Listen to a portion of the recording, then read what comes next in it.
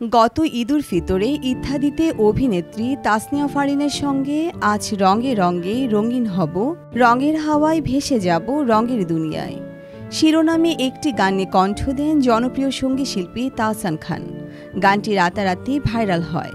প্রসঙ্গত এই গানটি গাইতে গিয়ে ২-৩ বার কণ্ঠ দিতে হয়েছে তাহসান খানকে, কারণ তাসনিয়া ফারিনের সঙ্গে মিলাতে গিয়ে তাকে এই কষ্ট করতে হয়েছে। তবে তাহসান খানের কণ্ঠনালীতে জটিলতাও দেখা দিয়েছে, তাই তিনি আর আগের মতো গান গাইতে পারবেন না। জানা যায় হেটেরোটোপিয়া নামক একটি রোগ বাসা বেঁধেছে তাহসান খানের কণ্ঠনালীতে। ২০১৮ সাল থেকে ভোকাল কর্ডের অসুস্থতায় ভুগছে এই গায়ক। সম্প্রতি একটি সংবাদ মাধ্যমে দেওয়া ভিডিও সাক্ষাৎকারে তাহসান জানালেন, কয়েক বছর আগে তার ভোকাল কর্ডে একটি রোগ ধরা পড়েছে। জানা যায় মূলত ২০১৮ সাল থেকে শুরু হয় এই সমস্যা। এরপর থেকে আগের মতো অনায়াসে গান করতে পারেন না তিনি। এমনকি কখনো আগের মতো গাইতে পারেন কিনা তা নিয়েও শঙ্কা রয়েছে তার। বর্তমানে চলছে চিকিৎসা। তাহসান আরও জানান, এখন মাঝের মধ্যে গান গাইতে পারলেও যখন এই সমস্যা প্রকটভাবে বেড়ে যায় তখন আর একেবারে গান করতে পারবো না।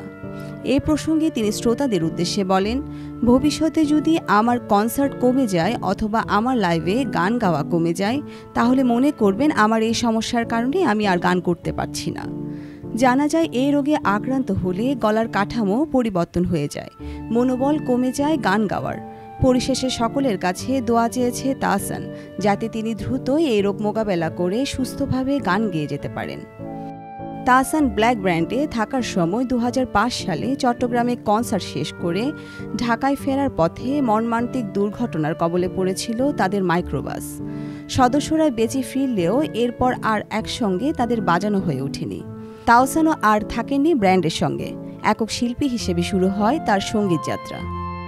বর্ণিশা চৌধুরী, বাংলাধারা।